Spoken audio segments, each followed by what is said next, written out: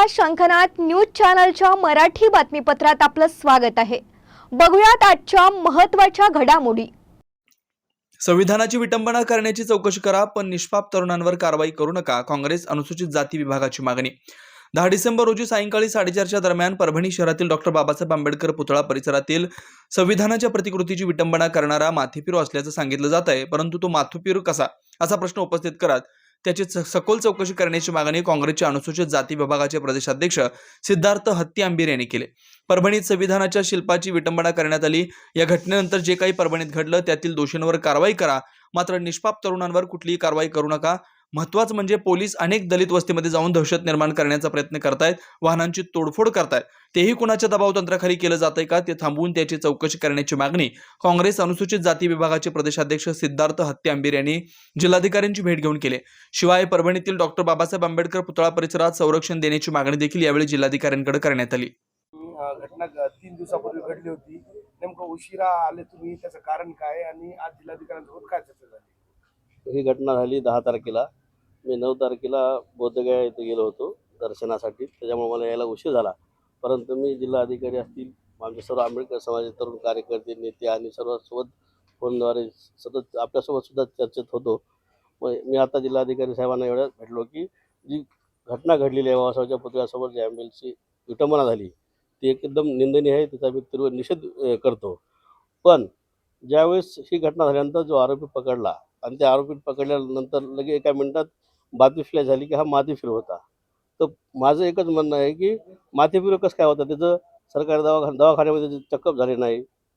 घटना घडली लगेच त्याला आमच्या लोकांनी धरलं आणि पोलिसाच्या हाती स्वाधीन केलं आणि लगेच बातमी येते की माथेफिरू। तर हे कशामुळे माथेफिरू म्हणतात, कशाच्या आधारे म्हणतात, त्याची चौकशी झाली पाहिजे।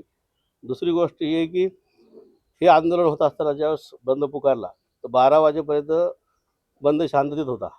त्यानंतर काहीतरी समाजकंटक त्या आंदोलनामध्ये घुसले। आपण पाहितलं असेल, गेल्या अनेक वर्षापासून आंबेडकर चळवळीचं आंदोलन आपण परभणी जिल्ह्यामध्ये यशस्वी केलं आहे। व्यापारी असतील, सर्व समाज त्यांना आपण सोबत घेऊन हे आंदोलन यशस्वी करत असतो।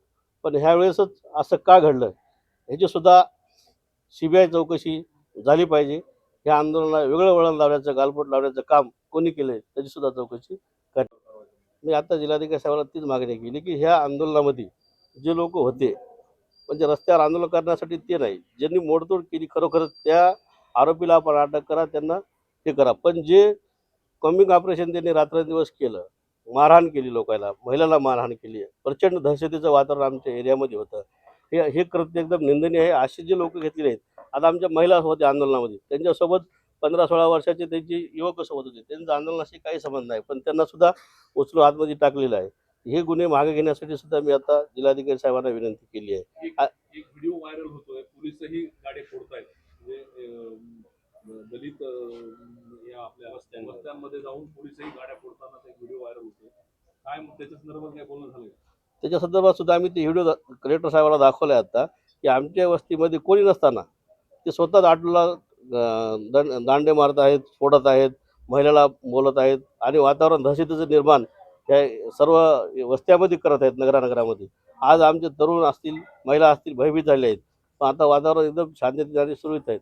त्या जिल्ह्याचे जिल्हाधिकारी जे आहेत, आपले जिल्हाधिकारी साहेब, ज्यावेळेस घटना घडली त्या दिवशी संध्याकाळी ते स्वतः बाबासाहेब आंबेडकरांना येऊन हार घातला, त्यांनी शांततेचं आवाहन केलं आणि IG साहेबसुद्धा असतील, IDG काळे साहेबसुद्धा असतील, यांनी सर्व परिस्थिती नियंत्रणात आणून सर्वांनी सहकार्य केले। प्रशासनाचा सुद्धा मी या तुमच्या माध्यमातून आभार व्यक्त करतोय। ऑलरेडी महापालिकेचे आहे, ते मोर्चा झाल्यानंतर आता कलेक्टर साहेबांसोबत माझी चर्चा झाली। तिथं एक पोलीस कॉन्स्टेबल तिथं डेबिटसाठी ठेवायचा, तिथला चौकीदार कुठे चहा पाण्याला गेला होता असं त्यांनी आता आम्हाला कारण सांगितलं आहे। येणाऱ्या काळामध्ये पुतळ्याला चांगली सुरक्षा राहिली पाहिजे। आणि मला तुमच्या माध्यमातून पुन्हा एक सांगायचं आहे, जे आमचे लोक आरोपी नसताना अटक केली, त्यांना मारहाण केली, परभणीचे जे राजकीय पुढारी आहेत, जे इतर पक्षाचे लोकप्रतिनिधी आहेत, ते आमच्या लोकांचं सात्वन करण्यापेक्षा जे घटना घडली त्याला वेगळं वळण लावण्याचं काम इथं करत आहेत। त्यांनासुद्धा मला सांगायचं आहे की आपण लोकप्रतिनिधी आहात, लोकांनी तुम्हाला निवडून दिलेलं आहे।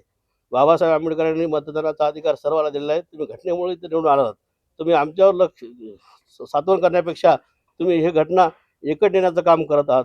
आरोपीला अटक करा, आरोपी माथेफिरू कसा काय आहे असं कोणीही लोकप्रतिनिधी या जिल्ह्यातला बोलला नाही. ते सुद्धा मला तुमच्या माध्यमातून सांगायचं आहे. आपण लोकप्रतिनिधी आहात, सर्वांची भूमिका तुम्हाला सोबत एकत्र घ्यावं लागेल. इथं दलित असतील, मुस्लिम असतील, ओपन सर्व असतील, आपण सर्व एक रम्यानं राहतो. पण लोकप्रतिनिधी हे चेतवण्याचं काम इथं करत आहेत, हे सुद्धा मला तुमच्या माध्यमातून त्यांना सांगायचं आहे. प्रशासनाच्या माझ्या तरी सांगण्यावरून मी तुम्हाला सांगतो की ज्या दिवशी घटना रात्री झाली 10 तारखेला संध्याकाळी 5:30-6 वाजता 12-1 वाजेपर्यंत पोलीस प्रशासन सर्व शांततेत पाहत होतं. दुसऱ्या दिवशी 11-12 वाजेपर्यंत सर्व वातावरण आंदोलन व्यवस्थित सुरू होतं, तर पोलीस प्रशासन पाहत होतं. पण पोलीस प्रशासनाला दुपारी 1च्या नंतर कोणीतरी दबावतंत्र आणल्यानंतर कॉम्बिंग ऑपरेशन हे 2च्या नंतर सुरू झाले. तुमच्या माध्यमातून तुम्हाला सुद्धा हे सर्व माहीत आहे. तर माझी एक मागणी आहे अशी की जे कोणी पोलीसवाले असतील, ज्याच्यावर दबाव असतील, त्याची सुद्धा या प्रकरणाची चौकशी झाली पाहिजे. नागरिकांना काय आवाहन करायचं? नागरिकांना मी एवढं सांगू इच्छितो की बाबासाहेब आंबेडकर या देशाचे संविधान लिहिलं आहे. संविधान आपल्याला वाचवण्यासाठी शांततेत संविधानाचा आपल्याला आदर आहे आणि आपण संविधानाची जी काही अपमान झाला असेल त्याला निषेध करून तथागत भगवान गौतम बुद्धांनी सांगितले आपल्याला की शांततेच्या मार्गाने, अहिंसेच्या मार्गाने चालायचे. तर आपण सर्वांनी शांततेच्या आणि अहिंसेच्या मार्गाने चालावं आणि शांतता प्रस्थापित करून आपण सर्वजण एकत्र आहोत. समता, बंधुभाव ह्या दृष्टीने आपण व्यवस्थिशीर राहून आपले आपले प्रपंच व्यवस्थिशीर दुकान वगैरे सुरू करावे. धन्यवाद. पुन्हा भेटूयात नवीन बातमीपत्रासह. तोवर नमस्कार.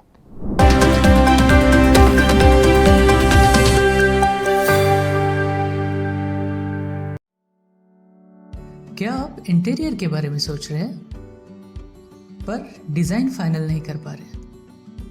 होम इंटीरियर या ऑफिस इंटीरियर, किसी भी डिज़ाइन आइडिया को रियलिटी में कैसे बदले, आज हम ये जानेंगे इंडस्ट्री एक्सपर्ट्स से।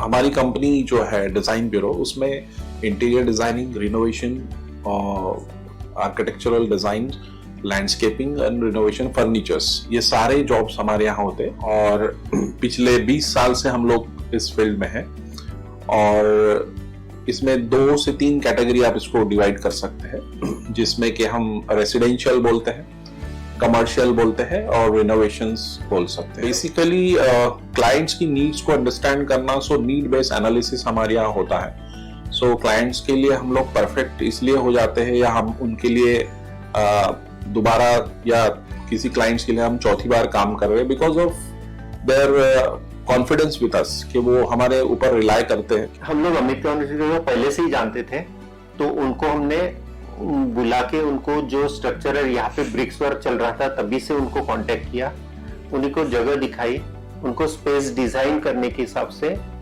कांटेक्ट किया, उन्होंने डिजाइन बना के दिया काफी अच्छा। जो भी उसमें जो भी चेंजेस थे उनको वर्कआउट किया हमने। जब जो मटेरियल लेना था वो साथ में हमारे आए, सिलेक्शन के लिए आए, वो जो भी सारा सिलेक्शन उन्होंने काफी अच्छे से करवाया। जो भी उसके बाद में जो एक्सपेक्ट था उससे ज्यादा बेटर ऑफिस उन्होंने बनवाया। बजट अगर आपका लिमिटेड है तो लिमिटेड बजट में भी आप एक अच्छा इंटीरियर कर सकते हैं, ये हमारा विश्वास है और हमारे क्लाइंट्स के लिए हम वही दे रहे हैं और उसी से हमारा क्लाइंटल बड़ा है। हर क्लाइंट की एक अलग स्टोरी होती है, उनका एक अलग रिक्वायरमेंट्स होता है। कई बार ये सारा मिस आउट हो जाता है, हम अपने डिज़ाइन उन पे लाते हैं, वो नहीं होना चाहिए। उनको क्या चाहिए वो हम डिलीवर कर सकते हैं, बस वो उनके बारे में हमको समझना पड़ेगा। तो हमारे इसमें हम एक ही बोलते हैं कि ड्रीम कम्स ट्रू। आप ड्रीम देख रहे हो, हम उनको फुलफिल करेंगे, वो हमारी रिस्पॉन्सिबिलिटी है।